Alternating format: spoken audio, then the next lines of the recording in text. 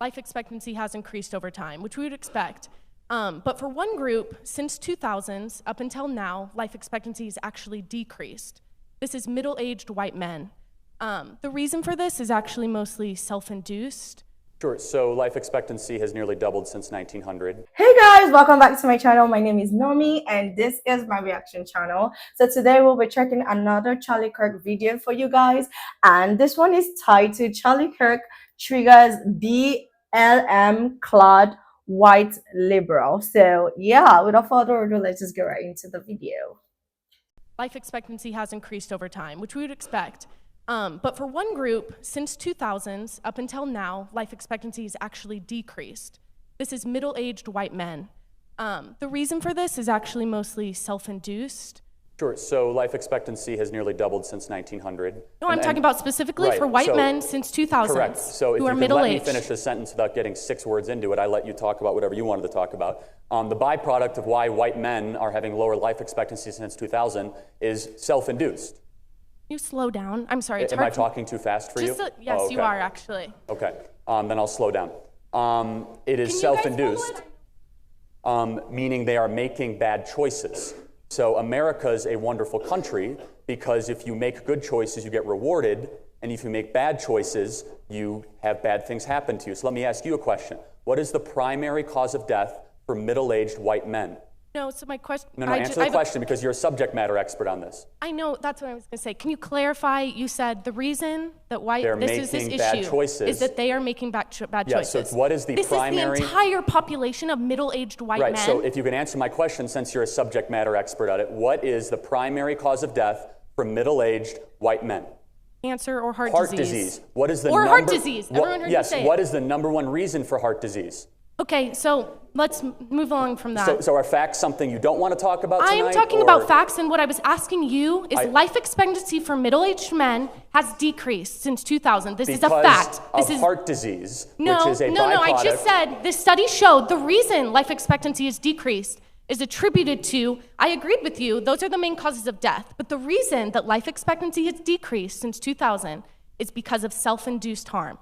And all I was saying is you made a claim that life expectancy has increased. It hasn't. And for this group, that is mainly the demographic that is interested in you. What was life expectancy in 1900? What did you say? I'm sorry. What was life expectancy in 1900? Much lower. So it's increased exponentially over time. It has for every group. Point. But then at 2000, there was a change. In 2000, there was a change. Right. And for men, they started to decrease. It was a byproduct of surpluses and having food everywhere at all times. It has nothing to do with obesity.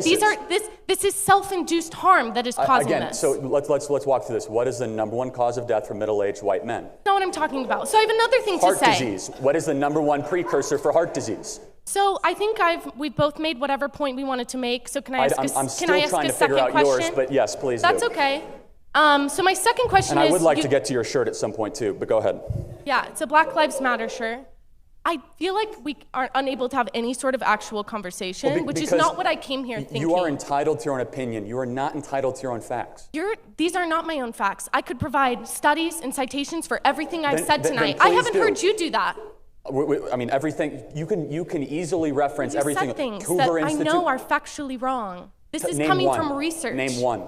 That life expectancy has increased for every group in America. Since 1900, which is what I said. Well, since 2000, it has not increased for white men. Because they're making bad choices.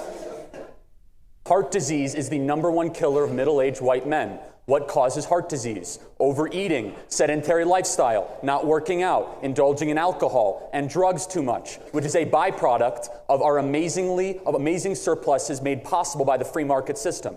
You know what the #1 cause of death in Venezuela is? Starvation. I would rather have a culture where we're trying to have people join gym memberships in a New Year resolution, not eat zoo animals. Thank you for the conversation. I'd like to talk about your shirt, though. I would not like to talk about that. Okay, well, the fact that the entire Black Lives Matter movement is built on factually incorrect and in identity politics try to separate America, would love to have a conversation about it, but it's good because your friend's wearing the same shirt, so we could talk about that. So, thank you for being here tonight. I mean that sincerely, but go ahead. What do you think socialism is? Because I think you're misunderstood. Socialism is what I see, which is the implementation of totalitarian control on the means of the best interest of people under the guise of the failed doctrine of Marx and Engels. That's wrong. Just because you say it wrong doesn't make you right. Just because you say I'm wrong doesn't make you right. No, it actually does, because everywhere socialism has been implemented, you've seen catastrophic human deaths. I'll let you know. I'll let you know what socialism is. Well, what makes you a subject matter expert on the 100 million people that have died? Are you a subject matter expert on that? I actually am. Are you? Yes. Do you have a degree in it? Just because you have a degree doesn't mean you know more than other people. Do you do research on it? Plenty, more than you. Do you?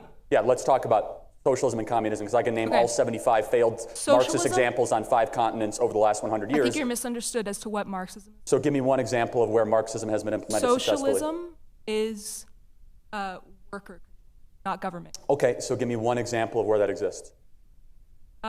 It doesn't exist right now. No, you're wrong, actually, because in America, over 4 million people work in employee-owned companies. So the very model that's not a they country. own the means of production. Yes, no, they own the company. that's not a country based on socialist principles. No, you're right. It's actually a free market country that allows your worldview to be implemented successfully and peacefully. So Publix, the largest grocery store in America, is employee-owned. That's not socialism. But you just said it's workers owning the means of production. Yeah, in an entire So you want to force that upon someone else, correct? No, I don't. So what if I'm actually an anarchist. So let's talk about this. Let's talk about it, though. So, it's okay. It's okay. She came here tonight. It's fine. So Capitalism is antagonistic to anarchism, by the way. Is anti what? Is antagonistic. Can you hear me? Antagonistic to anarchism. So you're an anarchist that is saying good things about socialism. Yeah, because I believe in the communal ability of people to work together to come to the best.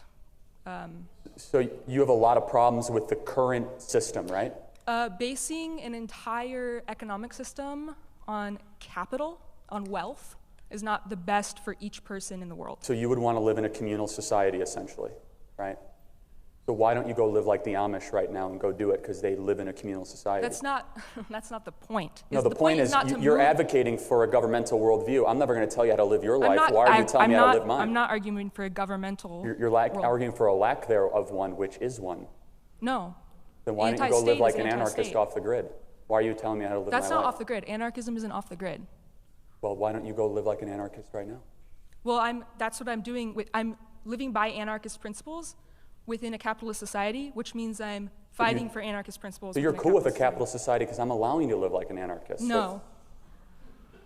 But then, hold on. So why do you want to tell me how to live? I'm not telling you how to live. Are you? So you're okay? You're telling me how to live. I'm not telling you. You're okay with me to have 3 houses and 6 yachts? I don't think that's very cool, but. Not cool, but you want to take them away from me? No, I didn't say that. So you'd be okay with me having $1 billion? No. So you're okay with? So then, what's wrong with the current system we live in again? It is not based on the best outcome for each person. It's based on the wealthy getting wealth off of making the poorer poor. Just because someone gets rich doesn't mean someone gets poor. Yes, it does. Explain that to me. In this society, it does. Explain that to me. When you bought your hat, who got poor? The people who made the hat. They voluntarily contributed their labor and they got paid for it. No, they did not. They didn't? There's workers in other countries who are enslaved to make things that I'm wearing right now. Then why would you buy it? Because there's no other options in our capitalist country. There are no other options in our capitalist country. That's totally and factually incorrect. Make your own clothes. There aren't very many options for that. Well, so what you're trying to say is you outsource your goods and services in a capital voluntary because you don't want to spend the time to go make your own clothes. No, what I'm trying to say is you're making the argument for you. I don't make my own clothes because I'm happy that someone in Southeast Asia gets a job so that I don't have to go make my own clothes. I'm actually really happy about that. Restate your question. Nice. Restate the question. And then they burn alive in factories for making your clothes? I'm really happy that Southeast Asia is experiencing economic renaissance so I don't have to go make my own clothes. In fact, some of these clothes are made in Italy because they're quite expensive. So you're happy that people burn alive in factories so you can buy your clothes for cheaper? I think that's a wonderful thing. Okay, you're happy that people burn alive in factories. That's what you just said. Thank you. Thank you for your feeling-induced emotional argument, and henceforth, we prove it again. Oh, wow. That brings us to the end of that video.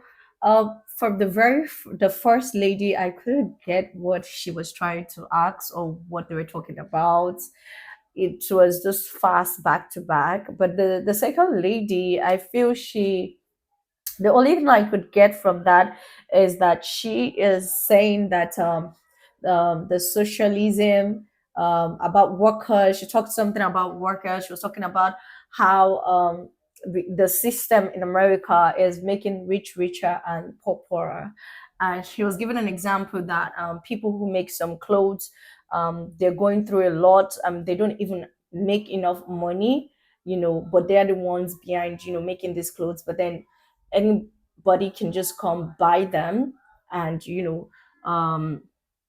and those ones are like they're rich because they have the money, just buy it. I still don't like understand fully well, but what I think that she's trying to communicate is that the system should be balanced. Like, people shouldn't get like excessively rich, and people shouldn't be, so that people won't get poorer. So like the more there are like excessively rich people, the more that like the poorer people. So that brings us to the end of this video. Once again, please help me out if you actually understand more what they're trying to say. The two ladies, and yeah, we would have a chit chat in the comment section. So please like, share, and subscribe to my channel if you're new here, for more videos of Charlie Kirk and other debates if you're into that. And trust me, you would not regret it.